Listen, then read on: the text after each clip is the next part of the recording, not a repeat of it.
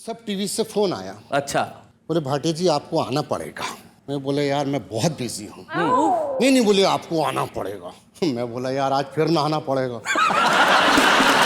वीर जी मैं बड़ा नहा धो के तैयार होके राजा बेटा अच्छा बच्चा बन के स्कूटर लेके मार्केट में निकला। यहाँ से कविता दादा निकल के आती है जी। कोशिश किए वीर जी, आशीर्वाद चाहूंगा। स्वागत भाई। कि बचना है अगर कुछ दिन यम से तो गाड़ी मत चलाओ जम से। हेलमेट पहनो नित्य नियम से। सही बात है। और हेलमेट पहनने का मजा ही कुछ और है, समझ में ही नहीं आता कौन सिपाही कौन चोर है। कॉमेडी के वीडियोस देखने के लिए हमारे चैनल को लाइक और सब्सक्राइब करें।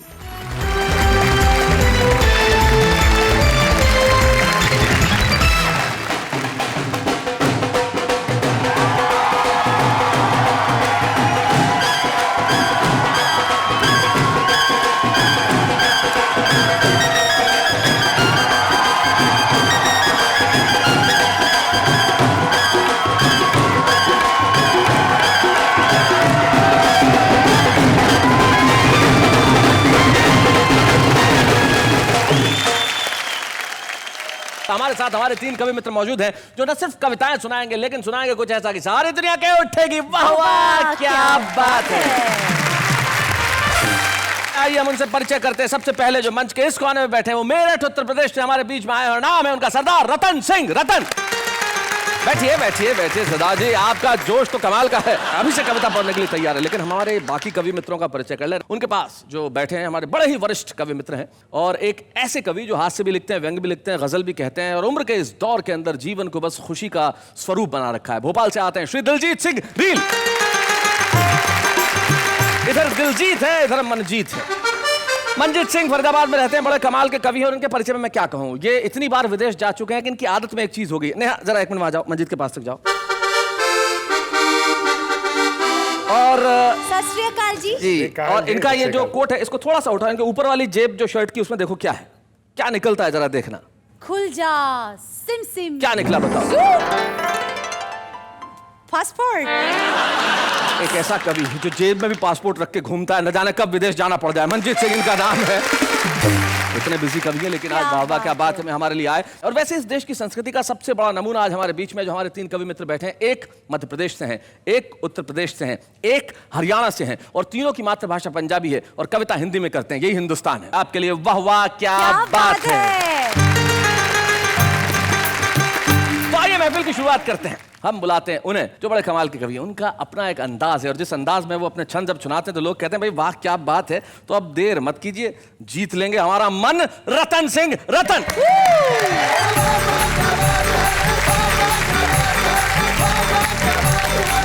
आदरणीय भाई शैलेश जी एवं कार्यक्रम के सम्मान श्रोताओं, आपके मध्य पहली बार आया हूँ। उम्मीद है आपका प्यार मिलेगा, मोहब्बत मिलेगी जी। करे जो फूल की रक्षा उसे हम खार कहते हैं, कांटा। वाह। करे जो फूल की रक्षा उसे हम खार कहते हैं, झुका देती है जो गर्दन उसे हम हार कहते हैं। वाह। सदा जो देश की खातिर लगाकर जान की बाजी रखे जो दार पर सर को उसी सरदार कहते हैं। क्या बात है। वाह वाह वाह वाह, बहुत अच्छा। इधर भी सरदार उधर भी सरदार, ऐसे लगता है कि रात में कई कई चांद खिले, कुछ यहाँ खिले कुछ वहाँ खिले। महफिल में 2 सरदार मिले, यहाँ मिले एक वहाँ मिले। आंखों से आंखें मिलते ही कहते हैं मोहब्बत होती है। करने को अखियां 4 मिले, एक यहाँ मिले एक वहाँ मिले। ये तो मैंने अपना गला खोला ताकि आपके हाथ खुल सके। अब मैं हर घटना में कविता लिखता हूँ। मैं मेरठ का रहने वाला हूँ। हमारे बराबर में गंगा जी बहती है। एक बुढ़िया थी साहब, बुढ़िया के बेटे की शादी हो गई। बुढ़िया बोली बेटा भगवान इच्छा पूरी करती, गंगा जी नहाया हमें। गंगा जी ने बुढ़िया, बुढ़िया का बेटा और पुत्र वधू तीनों गंगा जी में घुसने से पहले क्या बातें कर रहे थे ये किसी को पता नहीं सिवा मेरे जी। कि पत्नी वे अम्मा गंगा में नहाने चले कि पति बोला तीनों एक साथ नहीं नहाएंगे। वाह। क्यों कि भाग्य दुर्भाग्य बस आप दोनों डूब गई, हमें अकेले किस किस को बचाएंगे। क्या बात है। तो पत्नी ने कहा ना तो चिंता मेरी छोड़ दो, अब बल तो हम कहीं डूब नहीं पाएंगे। और डूबने लगे तो अब अम्मा को बचाना खुद, मुझको बचाने सो जवान कूद जाएंगे। मुझको बचाने सो जवान कूद जाएंगे। फैशन का जमाना साहब जी। एक रोज की बात है साहब, शैलेश जी और मैडम दोनों बाजार जा रहे थे जी। फिर इन्हें किसी को फोन आकर पैसे ले जाओ, बोले मैं फोन सुन लूँ, तुम कुछ कहो। अच्छा मैं मार्केट में चली जाऊँ, चली जाओ। इन्होंने नौकर को लिया, साग सब्जी लेने चल दी। वहाँ क्या बात है, वहाँ मशीन थी जी। वजन तुलाने की, उसमें मैडम चढ़ गई। हाँ मशीन देखिए कि वजन तुलाने की मशीन पे हसीन चढ़ी। मशीन पे हसीन भाई बहुत अच्छे, वजन बहुत तुलाने बढ़िया। की मशीन पे हसीन चढ़ी। 5 किलो कम, ये तो वो उठाई जा रहा, वो 5 किलो हुआ कम। 5 किलो कम दे के लगता जिया नहीं। नौकर से कहा कि मशीन है खराब, क्योंकि सही सही भार आज इसने दिया नहीं। हाँ। नौकर ने कहा कि मशीन तो सही है, किंतु एक बात पे तो ध्यान आपने दिया नहीं कि भार भी सही है किंतु लगता है कम, क्योंकि पूरी तरह आज तुमने मेकअप किया नहीं। आज तुमने मेकअप किया नहीं। और मेकअप करने वाले बहुत जो हैं, मरीज का पड़ा हो वहाँ भी जाते हैं, इतना मेकअप करने जाते हैं कि शो में आई हो जी। आपका डेंगू बहुत फैला। हम एक मित्र को देखने के लिए गए तो वहाँ एक ऐसी आ गई कि मित्र थे बीमार, देखने को अस्पताल गए। अच्छा। मित्र थे बीमार, देखने को अस्पताल गए। शुभ चिंतकों में एक पधार गई मेनका। मेनका। और हालत मरीज की निहारी दोस्तों ने, किंतु दोस्तों को एक संग निहार गई मेनका। वाह जी रतन सिंह जी। नैनन के तीर मृग नैनी ने चलाए ऐसे, एक बार चला के दिखाओ जरा। नैनन के तीर मृग नैनी ने चलाए ऐसे, एक एक वीर को पछाड़ गई मेनका। दोस्त हुआ स्वस्थ किंतु हम हो अस्वस्थ गई। सीने में कटार सी उतार गई मेनका। सीने में कटार सी उतार गई मेनका। और ऐसा आज ऐसी मैडम एक दफ्तर में ज्वाइन किया स्टेनो ने। ये तो घटना हुई, ये क्रिया हुई, पर प्रतिक्रिया देखिए अनेक हुई। अच्छा। नहीं, इस टेनो जब ऑफिस में आई तब ऑफिस के लोग हाय हाय करने लगे। हाय हाय करने लगे और सीनियर भी जूनियर से बन के दिखने लगे, आते जाते टाटा बाई बाई करने लगे। और जिसके साथ अटैच अफसर के साथ उसका हाल देखिए कि बूढ़े अधिकारी में खुमारी सी चढ़ने लगी। अच्छा। बूढ़े अधिकारी में खुमारी सी चढ़ने लगी। नई पेंट शर्ट यूज टाई करने लगे और झुर्रियां छिपाने क्रीम पाउडर लगाने लगे। बुढ़ापा छिपाने बाल डाई करने लगे। भ्रष्टाचार के ऊपर एक करता है जी कि शहीदों ने मेरे देश को आजाद कर दिया, मेहनत का सोने देश को आबाद कर दिया। अरे बनकर के नेता देश की गद्दी पे जो चढ़े, इन ढोंगियों ने देश को बर्बाद कर दिया। क्या बात है, वाह वाह वाह वाह। कैसे कैसे बर्बाद किया है? सारा देश में भ्रष्टाचार कुर्सी के लिए, कुर्सी पाने के लिए, कुर्सी बचाने के लिए और कुर्सी से हटाने के लिए। बहुत अच्छे। कैसे कैसे हो रहा है? स्वागत। जनता पूछती है हमसे कि तुमने क्या से क्या कर डाला कुर्सी के लिए, छोड़ा ना कोई घोटाला कुर्सी के लिए। कुर्सी के लिए डाका लोकतंत्र पर डाला कुर्सी के लिए। कैसे कि राजतंत्र युद्धों के योद्धा आश्रित थे यंत्रों के, और लोकतंत्र में मंत्र पढ़े सब नेता षड्यंत्रों के। क्या बात है? बन गई विषकन्या अवहाला कुर्सी के लिए, छोड़ा ना कोई घोटाला कुर्सी के लिए। महंगाई इस कदर आसमान चुम रही है और नेताजी कहते हैं हमारे बस की नहीं गिरी। जनता पूछते हैं कि ना कोई पड़ा अकाल यहाँ पर, ना कोई लड़ी लड़ाई। क्या बात है? और इतने पर भी आसमान को चूम रही महंगाई। क्या बात है? निकला जनता का दीवाला कुर्सी के लिए, निकला जनता का दीवाला कुर्सी के लिए।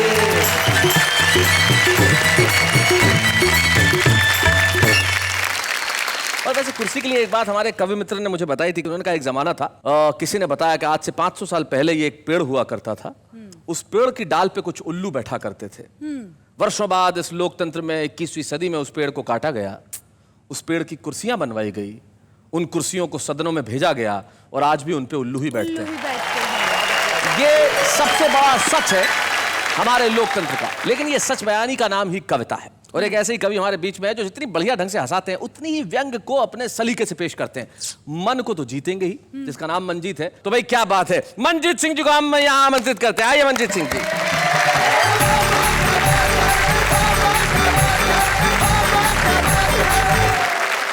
तो मैं व्यंग से शुरुआत करता हूं जी। देखिए, एक छोटा सा व्यंग देखिए आप कि ग्राहक ने 500 का नोट दुकानदार की ओर बढ़ाया। बहुत बढ़िया। दुकानदार ने जांचा परखा और नकली कह के वापस लौटाया। तो ग्राहक बोला, ये नोट मुझे मंत्री जी के पीए ने दिया है, असली है, बिल्कुल धांसू है। दुकानदार बोला, धागा और आरबीआई तो ठीक है, लेकिन इस नोट में गांधी जी की आंखों में आंसू हैं। क्या बात है, क्या बात है भाई, वाह वाह वाह वाह वाह वाह वाह भाई, बहुत अच्छे मंजीत, क्या बात है। तो ग्राहक बोला, तुम ठीक कह रहे हो, प्रजातंत्र के आकाश में काले बादल घिर रहे हैं। ये नोट मुझे वोट देने के बदले में मिला है, शायद इसीलिए गांधी जी की आंखों से आंसू गिर रहे हैं। भाई बहुत अच्छे भाई, बहुत बढ़िया, बहुत अच्छे मंजीत। क्या भाई, ये अंग्रेजी बड़ी विकट भाषा है। मैं मूलतः हरियाणा के नारनौल का रहने वाला हूँ। जी। तो एक सज्जन ने मुझे कार्ड दे दिए शादी के, बोला बांट क्या। अब मैं कार्ड बांटने चला गया, तो शैलेश जी कार्ड बांट के लौटा तो सज्जन ने आवाज मारी, बोले RSVP का अर्थ क्या होता है बता, तू तो अंग्रेजी का आदमी है। हाँ। मैं बोला भैया आदमी तो हूं मैं अपनी पत्नी का। बाकी RSVP का अर्थ होता है रिप्लाई इफ यू प्लीज। वो बोला रिप्लाई तो ठीक बोल रहा है, बाकी तो गड़बड़ कर रहा है। मैंने कहा भैया ये फ्रेंच भाषा का शब्द है, अंग्रेजी में से यही कहते हैं। जी। बोला ना जैसे रिप्लाई बताया ऐसे बता। मैंने कहा ठीक है बता देता हूं। मैंने कहा देखिए, कार्ड के ऊपर लड़के लड़की का नाम होता है, नीचे खास खास रिश्तेदारों के नाम लिखे होते हैं, उसके ऊपर लिखा होता है RSVP। तो RSVP का अर्थ हुआ रोएंगे सारे विवाह पीछे। बड़ा कमाल कर रहा है, शादी ब्याह में तो खाना पीना चलता है, तू रोने धोने की बात कर रहा है। मैंने कहा भैया खाना पीना चलता है तो RSVP का अर्थ है रोटी सब्जी वास्ते पधारो। बहुत अच्छे। बड़ा कमाल करता है, शादी ब्याह में मिठाइयां होती हैं, क्विक सर्विस होती है। मैंने कहा सर्विस की बात कर रहे हो तो RSVP का अर्थ है रिमेंबर सर्विस वेरी पुअर। क्या बात है, बहुत अच्छे, बहुत बढ़िया। तो बोला सर्विस पुअर होगी तो रिश्तेदार नाराज नहीं हो जाएंगे। मैंने कहा अपने पास इसका भी जुगाड़ है, RSVP का अर्थ है रिश्तेदारों सुधरो। रिश्तेदारों सुधरो वरना पिटोगे। बहुत अच्छे, बहुत बढ़िया। अरे देखिए कई बार आपने महसूस किया होगा कि देखिए कितनी भी टेक्नोलॉजी एडवांस हो जाए लेकिन समस्याएं रहती हैं। कोई जमाना था जब रॉन्ग नंबर लगा करते थे, आज भी देखिए आप फोन कहीं कीजिए अलग कहीं जाता है। तो रॉन्ग नंबर की जो स्थितियां हैं मैंने उस पर एक रचना लिखी है, आप मजा लीजिएगा। आप शुरुआत में आपसे ही करता हूं, सत्य घटना है जो मैं आपको बताने जा रहा हूं कि शैलेश जी ने केले वाले को फोन लगाया, दर्जी ने उठाया। शैलेश जी बोले 1 दर्जन भिजवाइए। मजे वाली बात यह है कि केला है वो भी दर्जनों में बिकता है, और दर्जी की पत्नी है उसे भी दर्जन कहते हैं। दर्जी बोला अभी लठ लेके पहुंच रहा हूं, पहले अपना पता लिखाइए। और मित्रों रेनू ने फोन मिलाते ही कहा दीदी घर लौटते समय लेती आना 2 बर्गर 1 पिज्जा। अच्छा। हरियाणा के थाने में बैठा हुआ हवलदार बोला यहाँ कोई दीदी वीदी नहीं रहती, यहाँ तो सारे के सारे हैं जीजा। और दोस्तों ये संसार भी एक टेलीफोन एक्सचेंज की तरह है जहां कई बार रॉन्ग नंबर लग जाते हैं कि व्यक्ति डायल तो जिंदगी का नंबर करता है लेकिन टेलीफोन मृत्यु के दूत उठाते हैं। क्या बात है, वाह वाह वाह वाह वाह वाह।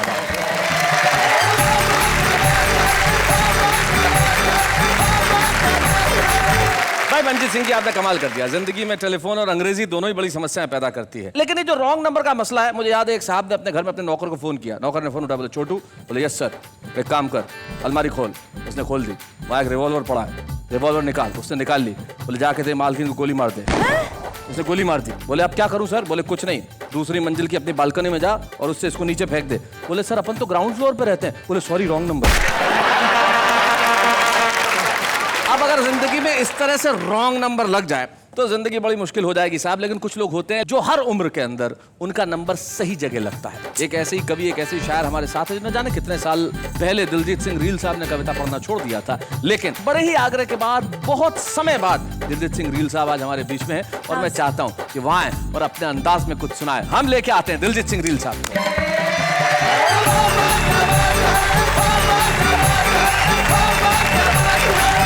अब मैं शुरू करता हूं। असल में क्या हुआ दोस्तों, सन 1962 से मैंने लिखना शुरू किया था। मंचों पे आया, चीन का युद्ध हुआ था उस समय, तो कोई भी सरदार कभी हिंदी मंचों पर नहीं था। ये पहला आइटम नमूना था जो आ गया। और इसके लिए मैंने एक कविता लिखी, लोगों का क्या इंप्रेशन होता है, आप लोगों का आशीर्वाद चाहूंगा इस पे। स्वागत। बहुत जोर से करके हाय हाय संयोजक से आयोजक ने कहा, भोंचू तुझे कवि बुलाने भेजा था, सरदार ले आए। मैं आयोजक और संयोजक हमारे बच्चों को बता दूं, आयोजक वो जो प्रोग्राम ऑर्गेनाइज करता है और संयोजक वो जो उसको मैनेज करता है, जो संचालन करता है वो। जी। बहुत जोर से करके हाय हाय आयोजक ने संयोजक से कहा, भोंचू तुझे कवि बुलाने भेजा था, सरदार ले आए। अरे ओ महाकवि कालिदास के जीवन के प्रारंभिक अध्याय। अरे ओ महाकवि कालिदास के जीवन के प्रारंभिक अध्याय, यानी कि मूर्ख तुम्हारा भेजा है या चालू चाय। तो संयोजक ने आयोजक से बड़े विनम्र शब्दों में कहा, गुरु हमने पढ़ा सुना और देखा है कि सिपाहियों में सबसे बड़ा सिपाही हवलदार होता है और डाकुओं में सबसे बड़ा डाकू सरदार होता है। यह भी अपने इलाके के कवियों का सरदार है। क्या बात है भाई, बहुत अच्छे। कविता भले जैसी लिखे, लेकिन वोटिंग के मामले में आदमी दमदार है। असल में मैं भी इंजीनियरिंग कॉलेज में पहले पढ़ाता था, कभी जाता ही नहीं था, कभी सम्मेलन में रहता था, और कभी चला भी जाऊं तो स्टूडेंट ही नहीं आते। हम दोनों में बड़ी म्यूचुअल अंडरस्टैंडिंग। उसमें मेरा प्रमोशन नहीं हुआ, तो इस बात को लेकर मैंने एक कविता लिखी। एक चमचा बड़े साहब को मक्खन लगा गया। अच्छा। तो बड़े साहब बोले, भाई कुछ भी कहो, अपन को तो मजा आ गया। भाई कुछ भी कहो, अपन को तो मजा आ गया। और चमचा जो मक्खन लगाने के सिवा कुछ नहीं जानता था, मन चाहा फल पा गया। क्या बात है भाई, वाह वाह वाह वाह वाह भाई, बहुत बढ़िया। और एक आदमी जो सही मायने में आदमी था, उसने काम किया, अपने फर्ज को सही अंजाम दिया, और बड़े साहब ने उसी का काम तमाम किया। क्या बात है भाई, बहुत अच्छे, बहुत बढ़िया। आजकल मेरे देश में इस तरीके से समाजवाद लाया जा रहा है, वाह, कि चमचों की मदद से देश को रसगुल्ला समझकर खाया जा रहा है। क्या बात है, वाह वाह वाह वाह वाह भाई, बहुत अच्छे, बहुत बढ़िया रील साहब, क्या बात। कभी इस दल से उस दल में चले जाते हैं, उस दल से इस दल में चले आते हैं। उनको देखते हुए 4 पंक्तियां लिखने का प्रयास किया है। गंगा ने उससे पूछा कि तुम कौन? हाँ, वह बोला, जी मैं आप ही का दास गंगा दास। अच्छा। जमुना ने उससे पूछा कि तुम कौन? हाँ। वह बोला, जी मैं आप ही का खास जमुना दास। भाई बहुत अच्छे। दरअसल हमें उन लोगों से कतई कोई खतरा नहीं है जिनके जिस्म में खोलते हुए खून का एक भी कतरा नहीं है। भाई क्या बात है भाई, वाह वाह वाह वाह भाई, बहुत अच्छे। हमें खतरा तो उन लोगों से है जो हर रोज नई सुबह नए सूरज की जय बोलते हैं। क्या बात है भाई, वाह वाह वाह वाह वाह भाई, बहुत अच्छे। और रात के आते ही अंधेरे का जहर घोलते भाई, वाह वाह वाह वाह, क्या बात है। और रात के बहुत आते अच्छे, ही बहुत अच्छे। अंधेरे का जहर घोलते हैं। और ये 2 पंक्तियां मेरे देश में जब तक ये गंगादास और जमुनादास की प्रवृत्ति रहेगी, सच कहता हूं, देश की करोड़ों आंखों से गंगा जमुना बहती रहेगी। वाह वाह वाह वाह वाह वाह वाह, बहुत अच्छे। और 4 पंक्तियां देखिए, इस माध्यम से भी व्यंग लिखा जा सकता है। अच्छा। सन 1947 को देश आजाद हुआ। यह महत्वपूर्ण घटना नहीं थी। अच्छा। महत्वपूर्ण घटना यह थी कि सन 1947 को हम पैदा हुए।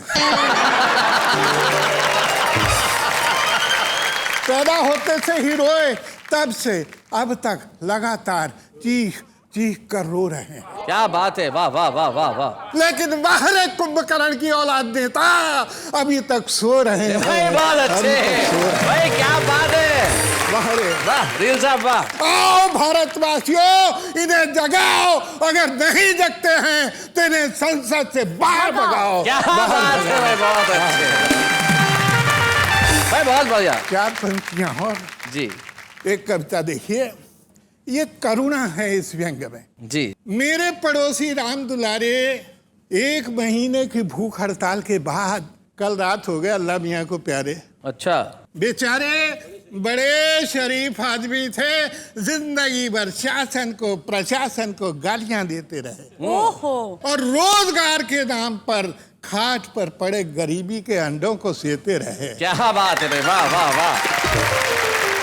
वैसे वे देखने में एकदम मरियल थे, लेकिन साहब क्या रुतबा था। पूरे मोहल्ले के लोग उनसे घबराते थे। अच्छा, गरीब थे ना, कहीं कुछ मांग ना लें। क्या बात है भाई, वाह वाह वाह भाई, बहुत बढ़िया। इसी डर से थर्राते थे। हाँ। उस दाने दाने को मोहताज व्यक्ति को जिंदगी भर हमने कुछ नहीं दिया। कुछ लोगों को ऐसा भ्रम है, अरे उसी की आत्मा की शांति के लिए एक श्रद्धांजलि का आयोजन किया, यही क्या कम है। वाह वाह वाह वाह वाह, बहुत अच्छे, बहुत बढ़िया। और उसमें भी एक नामी गिरामी नेता को बुलाया, जिसने आते ही भाषण पिलाया कि स्वर्गीय राम दुलारी सच्चे समाज सेवी थे, वे वीर थे, महान थे, तीर थे, कमान थे। क्या बात है। एक ऐसा आदमी जो जिंदगी भर मौत से लड़ा और मर गया।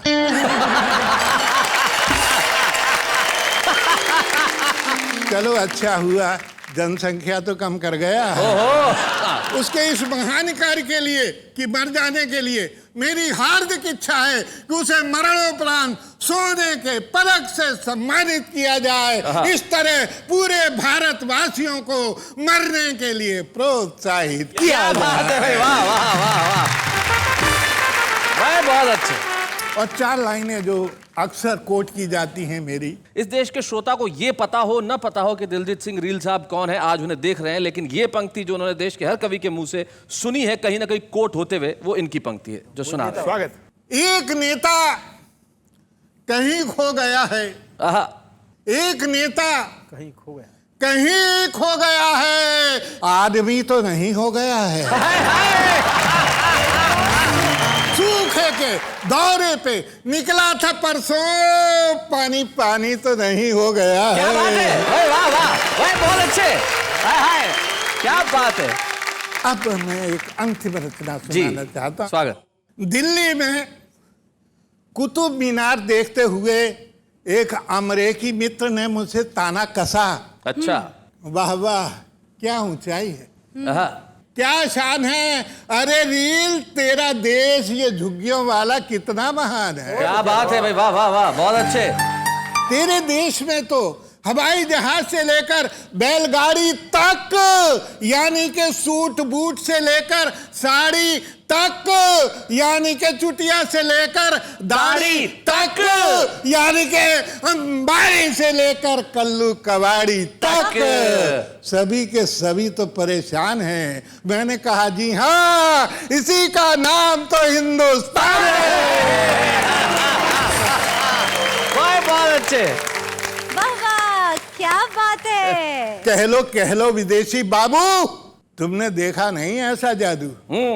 तुमने देखा नहीं ऐसा जादू कि हम भूखे हैं, नंगे हैं, मगर संतुष्ट हैं। क्या बात है, बढ़िया। अरे तन से कमजोर सही, मगर आत्मा से पुष्ट हैं। भाई वाह वाह वाह वाह वाह। अरे तन से कमजोर सही, मगर आत्मा से पुष्ट है। हम अपने मुंह अपनी बड़ाई नहीं करते। अच्छा, लड़ने का मन हो तो आपस में लड़ लेते, मगर दादागिरी दिखाने को किसी इराक पे चढ़ाई नहीं करते। क्या बात है भाई, बहुत अच्छे, बहुत बढ़िया। हम प्रेम पुजारी हैं, Yes. जुल्म की सदारत नहीं करते। प्राण भले ही चले जाएं, मगर लाशों की तिजारत नहीं करते भाई, वाह वाह वाह वाह वाह, क्या बात है, बहुत अच्छे। अरे हिंदुस्तान देखने आए हो तो यहाँ के आम आदमी को देखो, देखो उसकी मीरा बन गई आंखों से तुम्हें तुलसी जायसी रसखान दिखेगा। और देखना ही चाहते हो तो देखो सूरदास की आंखों से तुम्हें कृष्ण कन्हैया वाला हिंदुस्तान दिखेगा। भाई, वाह वाह वाह वाह वाह।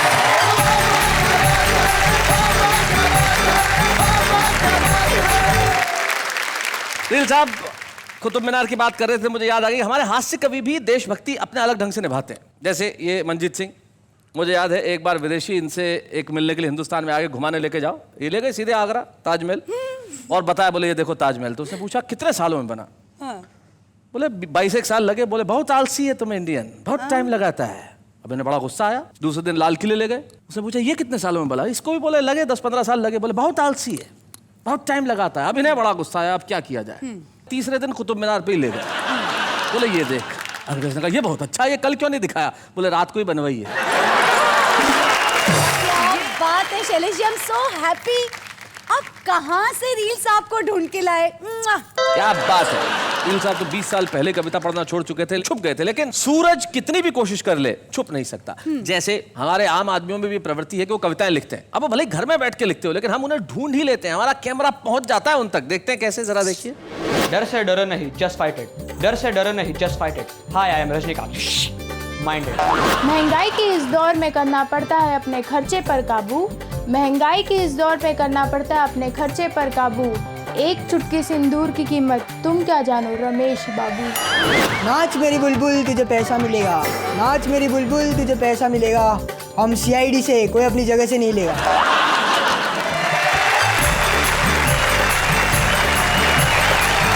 तो देखा भाई हमारे लोग कैसे कमाल करते हैं। यानी कि हम अपना ये काम बखूबी निभाते हैं कि आदमी कहीं भी छुपा हुआ हो, प्रतिभा कहीं भी हो, हम उसे पकड़ के ढूंढ के ले ही आते हैं। अब बारी थी हमारे छुपे रुस्तम की, इस एपिसोड के भाई छुपे रुस्तम। तो हम एक ऐसे छुपे रुस्तम को ढूंढ के लेके आए जो मध्य प्रदेश में छोटे से गांव जिसका नाम परासिया है, जो छिंदवाड़ा जिले में है, वहां रहते हैं। लेकिन कविता की उनमें अकूत प्रतिभा है। तो आज के हमारे छुपे रुस्तम है वाहे गुरु भाटिया।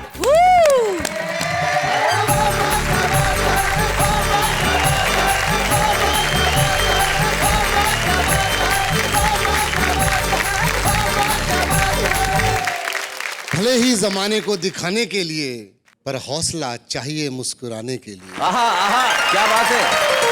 इस जमाने के सितम का क्या गम करें वीरा, इसे तो बस मौका चाहिए रुलाने के लिए। वाह वाह वाह वाह, सही कही। दादा शेर देखो। आइए आइए दिखाइए सर। स्वागत। शेर देखो, शेर को देखो। शेर देखो, शेर देखो दादा, शेर देखो। जी जी शेर। दीदी शेर देखो। दीदी दीदी शेर देखे।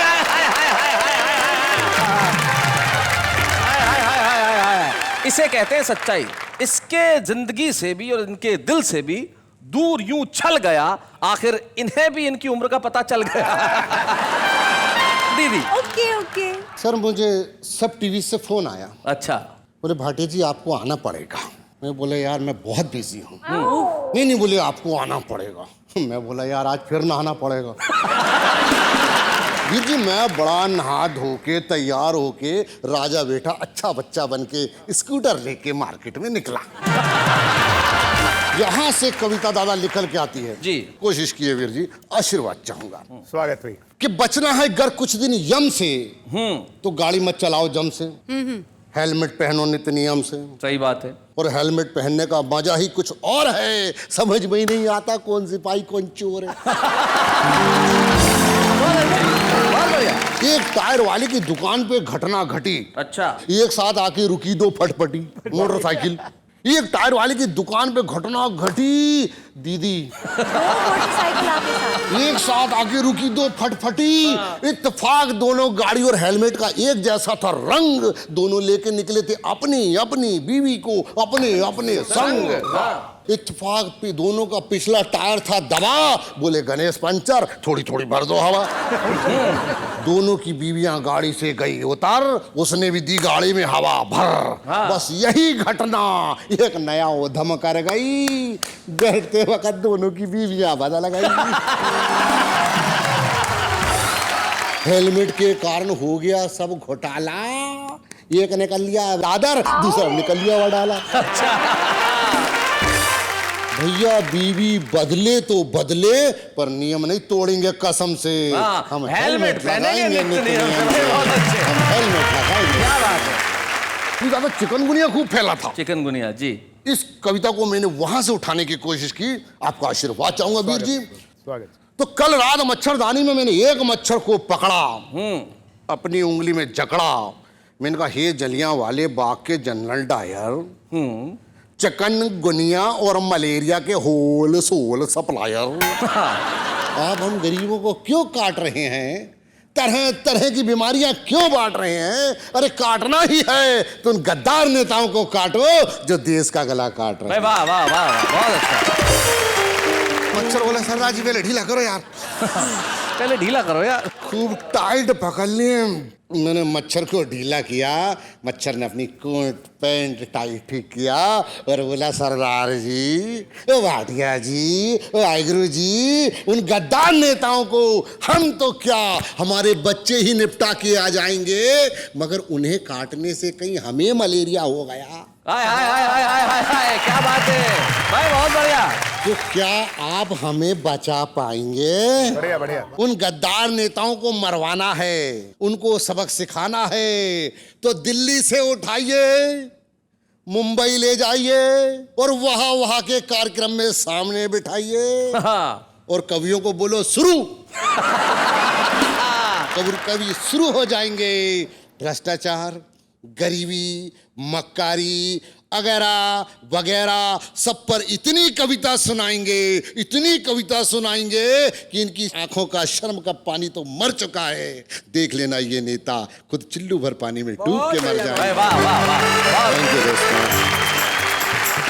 आज से आप सारी दुनिया में जाने नहीं जाएंगे, जाने जा चुके हैं। तो हम चाहते हैं वाहिगुरु भाटिया जी, आप आज छुपे रुस्तम बन के आए हैं, कल को हम चाहते हैं कि आप वहां बैठें और कविताएं सुनाएं और सारा देश आपके लिए कहे वाह वाह क्या बात है वाहिगुरु। Thank you sir. चाहे अब बूढ़े हैं, नर है या नारी है, हंसी देने वालों के सब ही आभारी है, कविता सुनाने वाले अब सबके साथ है। क्या बात है। आपको पता है कौन आने वाला है? नहीं पता। शैलेश जी बताते नहीं, बताइए ना प्लीज कौन आने वाला है? देखिए बहुत सीनियर कवि आ रहे हैं अब। सीनियर? हाँ हाँ बहुत सीनियर, रील साहब से भी सीनियर। रील साहब से भी सीनियर? जी जी जी जी बिल्कुल, आपसे भी सीनियर आए, तो अब थोड़ा सा उनका सम्मान, स्टैंडिंग ओवेशन करना पड़ेगा। आए तो खड़े होकर हम स्वागत करेंगे, क्योंकि एक्सपीरियंस भी बहुत ज्यादा है, उम्र भी हमसे ज्यादा है, तो उसका हमें सम्मान करना चाहिए। जरूर करना। हम बुलाते हैं एक ऐसे व्यक्तित्व को जिसे आपने टेलीविजन पे कई बार देखा है। कौन है वो, जरा पहले हम मिलाते हैं। आइए साहब।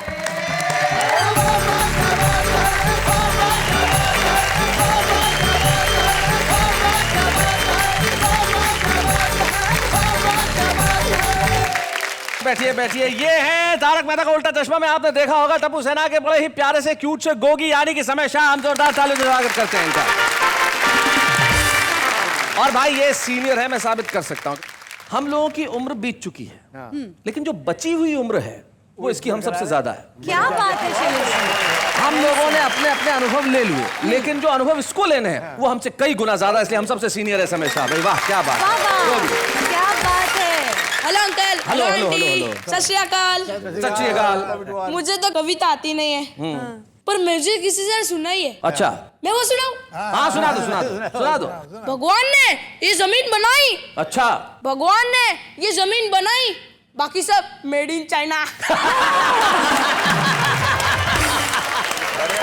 और दूसरी भी है, वो सुनाओ। हाँ हाँ हाँ बिल्कुल बिल्कुल बिल्कुल। प्यार हमें इस मोड़ पे ले आया, आहा इतनी देर से करे बस ही नहीं आ रही।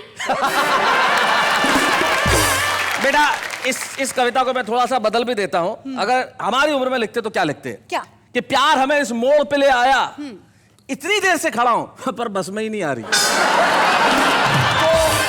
ये कविता का बस छोटा सा फर्क है। इसके अलावा कोई कविता याद है बेटा तुम्हें? हाँ एक है। एक है? हाँ। तो सुनाओ।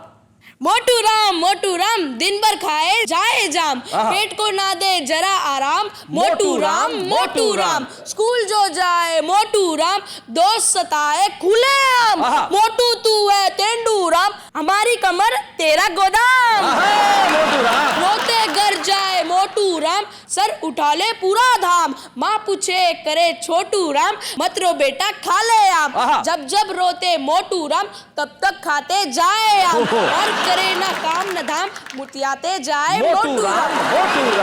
एक दिन पेट में उठा सांप, डॉक्टर के पास मोटू राम, सुई लगी चिल्लाए हाय राम, तब जाने सेहत की दाम, अब तो रोज करे व्यायाम, धीरे धीरे घटा वजन, पुतले हो गए मोटू राम। भाई क्या बात है, बहुत अच्छे। शैलेश जी, क्या बात? रोशन भाभी ने कविता सिखा के भेजा इसको। क्या बात है गोगी, भाई तुमने कमाल कर दिया। हम उस उम्र में है जहाँ पे आदमी या तो योगी होता है या रोगी होता है, लेकिन योगी और रोगी के बीच में गोगी ने आके जो कविताएं सुनाई है, उससे लगता है कि आने वाली पीढ़ी बड़ी लाजवाब होगी। Thank you Gogi.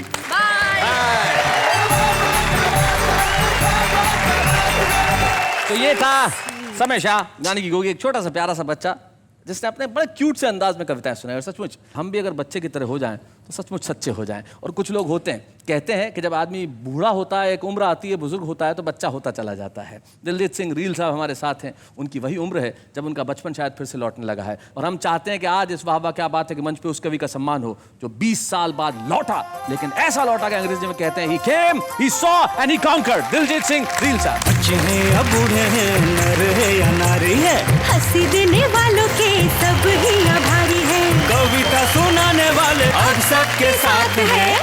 क्या बात है।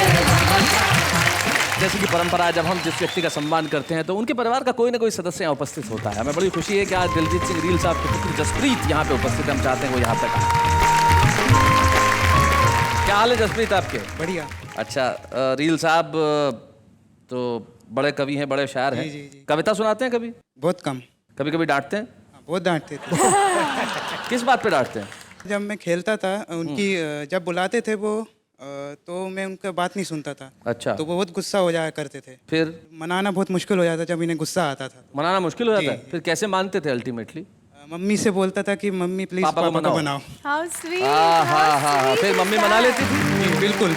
क्या बात है रील साहब, मतलब अभी भी आप आंटी से मान जाते हो। तो आज का एपिसोड था जुनून के नाम, उत्साह के नाम, उमंग के नाम, जोश के नाम, मस्ती के नाम, धमाल के नाम। और मैं जानता हूँ कमाल हो गया, धमाल हो गया और आप सभी को घर कविताओं से माला माल हो गया। तो इन कवियों के लिए एक बार जोरदार तालियां बजाइए।